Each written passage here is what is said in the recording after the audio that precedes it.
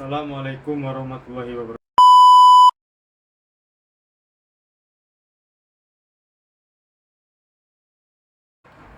Assalamualaikum warahmatullahi wabarakatuh. Perkenalkan, nama saya Ransya Putra dengan NPM C1B0251196 dengan mata kuliah Bahasa Indonesia.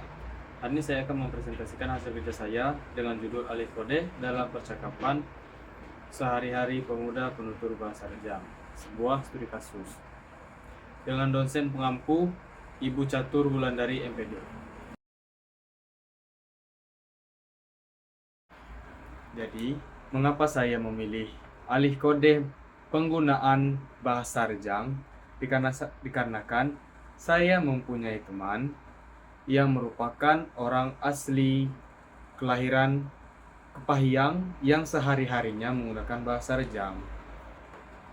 Yang dimana pemuda penutur bahasa Rejang ini pindah ke Bengkulu dan berkuliah di Universitas Bengkulu. Dan saya penasaran bagaimana caranya dia menggunakan alih kode dari bahasa Bengkulu ke bahasa Rejang. Dikarenakan di lingkungan Universitas Bengkulu ini lebih banyak menggunakan bahasa Bengkulu maupun bahasa Indonesia dan jarang menggunakan bahasa Rejang.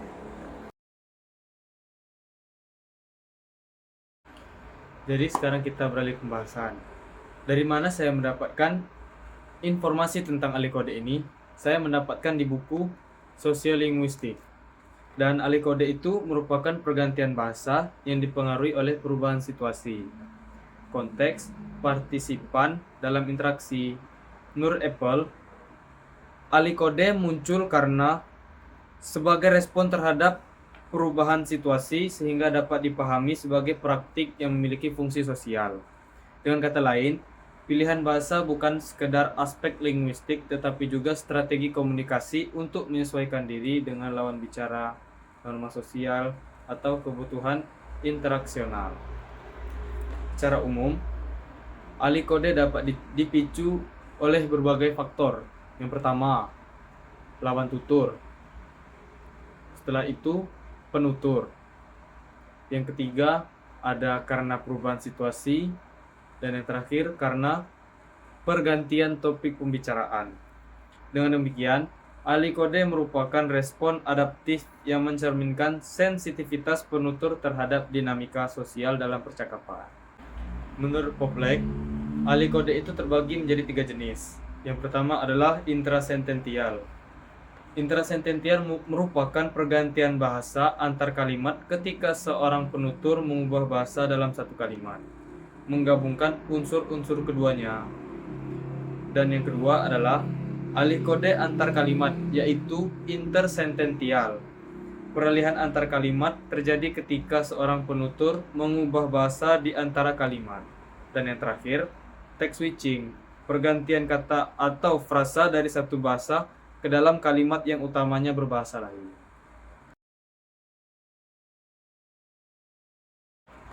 Di dalam penelitian ini, saya menggunakan seorang penutur berbahasa asli Rejang, yang mana merupakan teman saya, yang berinisial R. Jenis kelamin penutur R ini adalah pemuda R lah disebut. Adalah laki-laki, umurnya 18 tahun. Dan penutur pemuda R ini merupakan orang asli Kepahyang. Pemuda R ini melakukan alih kode sejak berkuliah di Universitas Bengkulu dan tinggal di kota Bengkulu. Sejak tinggal di Bengkulu, narasumber sering mendengar orang menggunakan bahasa Bengkulu dan mulai terbiasa menggunakannya di kehidupan sehari-hari. Karena di lingkungan baru tidak banyak orang yang bisa menggunakan bahasa Rejang. Hal ini menyebabkan pemuda R melakukan alih kode pada situasi tertentu, yaitu pada saat berbincang oleh keluarga, yaitu ibu, ayah, dan yang lainnya, teman yang berasal dari Kepahyang, seperti itu.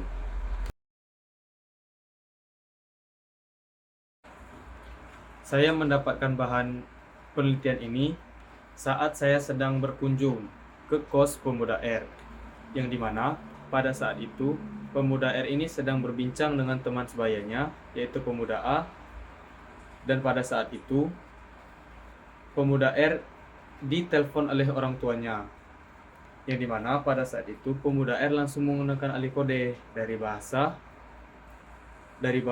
Bengkulu ke bahasa Rejang.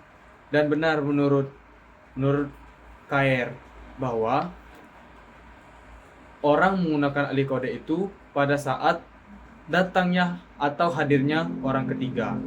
Dan itu terjadi pada saat saya sedang berkunjung ke kos pemuda R ini.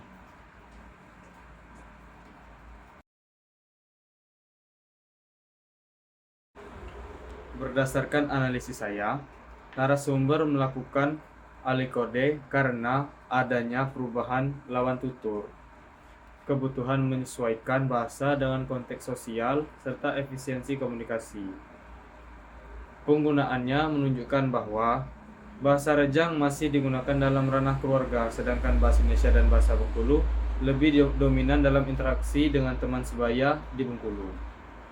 Jadi, saran saya, penelitian lanjutan dapat dilakukan dengan melibatkan lebih banyak narasumber untuk melihat pola alih kode yang lebih beragam. Selain itu, perlu dilakukan upaya pelestarian bahasa Rejang melalui pendidikan keluarga dan komunitas agar bahasa tersebut tetap hidup dalam generasi muda.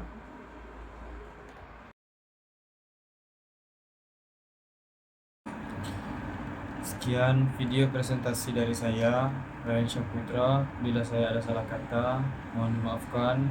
Billahi taufiq wal hidayah. Wassalamualaikum warahmatullahi wabarakatuh.